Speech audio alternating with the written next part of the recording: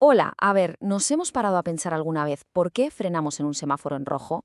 ¿O por qué un contrato que firmamos nos obliga a algo? La verdad es que nuestra vida está llena de reglas.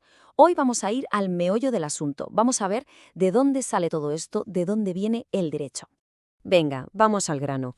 La primera pregunta, que es la más importante de todas, es esta. ¿De dónde narices salen las reglas? Es que no es una pregunta cualquiera, es algo que toda civilización en cualquier momento de la historia se ha planteado, porque en el fondo responde a una necesidad súper básica del ser humano, la de tener un poco de orden para poder convivir. Y la respuesta empieza justo aquí. Cualquier sociedad, da igual cual sea, necesita una especie de manual de instrucciones, un conjunto de normas para guiar el comportamiento de la gente. Son las reglas del juego que nos permiten funcionar como grupo. Y ese conjunto de normas, esa es la semilla de lo que hoy conocemos como derecho. Entonces, llegamos a la definición más formal. ¿Qué es el derecho? Pues es ese conjunto de normas, principios e instituciones que nos dicen, de forma obligatoria, cómo debemos actuar en sociedad.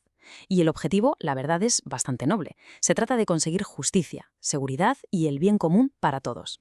Y aquí va una curiosidad. La palabra derecho viene del latín directus, que significa algo así como recto o rígido. Ya nos da una pista, ¿verdad? Su función es mantener a la sociedad en el camino correcto. Vale, pero esta idea de una ley con autoridad, o sea, una ley que hay que obedecer sí o sí, ¿de dónde sale? Porque no es algo que aparezca de la nada. Para entenderlo, tenemos que echar un vistazo a dos teorías filosóficas que son clave para explicar su origen.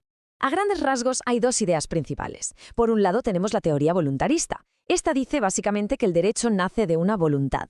Alguien o algo quiere que esa ley exista. Y una versión mucho más específica de esto es la teoría teológica. Aquí la cosa se concreta. La ley no viene de cualquier voluntad. No, viene directamente de un Dios que se la revela a los humanos. El ejemplo más famoso es el de Hammurabi, que decía que sus leyes se las había dictado el mismísimo Dios Samas.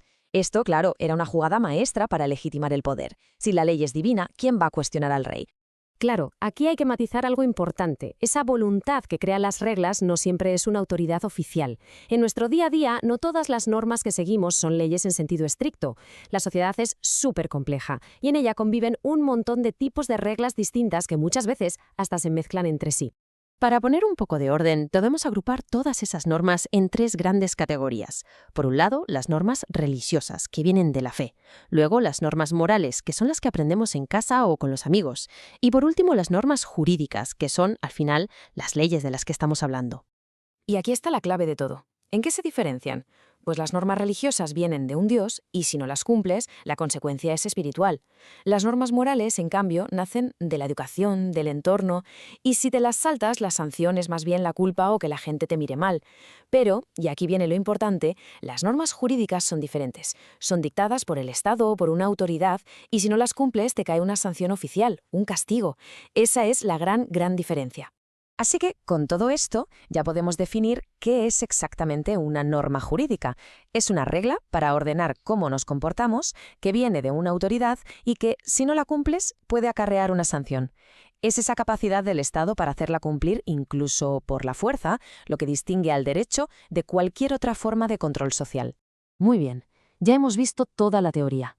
Ahora, para que esto no se quede en algo abstracto, vamos a darle vida. Vamos a ver cómo funciona en el mundo real. Y para eso nos vamos a un caso concreto, Bolivia. Fíjate, en Bolivia, la finalidad que se le da al derecho encaja perfectamente con la teoría que acabamos de ver. ¿Para qué sirve? Pues los objetivos son claros: promover la justicia, garantizar que las reglas del juego sean estables y conocidas por todos, proteger los derechos humanos y, muy importante, ofrecer una manera pacífica de solucionar los conflictos. La pregunta que surge ahora es evidente. Vale, esos son los objetivos, pero en la práctica, ¿cómo se crea y se aplica el derecho en Bolivia para lograrlos? O sea, ¿de dónde salen esas normas jurídicas? Pues la respuesta está en lo que los expertos llaman las fuentes del derecho. Pensemos en cuatro grandes pilares. El primero, la legislación nacional. Aquí entra la Constitución, las leyes que aprueba el Parlamento, las normas obligatorias para todo el mundo. El segundo es la jurisprudencia. Son las sentencias de los tribunales. Cuando los jueces deciden sobre casos, crean precedentes que sirven de guía para el futuro. El tercero, y esto es súper interesante, es el derecho consuetudinario. La Constitución de Bolivia reconoce las costumbres y tradiciones ancestrales de los pueblos pueblos indígenas como una forma válida de derecho. Y el cuarto pilar son los tratados internacionales.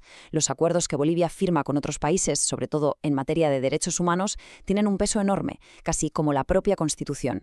Lo más importante es entender que estas 4 fuentes no van cada una por su lado. Al contrario, se entrelazan, trabajan juntas formando una red legal bastante compleja. Y el objetivo final de esta combinación es precisamente garantizar que haya justicia y que se protejan los derechos de toda la gente del país. Y cerramos con esto, que es más una reflexión para llevarse a casa. En un sistema legal tan rico que reconoce tanto las leyes modernas del Estado como las tradiciones ancestrales, ¿qué pasa cuando chocan? ¿Cómo se consigue hacer justicia cuando una costumbre de toda la vida entra en conflicto con una ley escrita? Es una pregunta difícil, ¿verdad? Y nos deja pensando en qué es realmente el derecho y qué significa de verdad la justicia.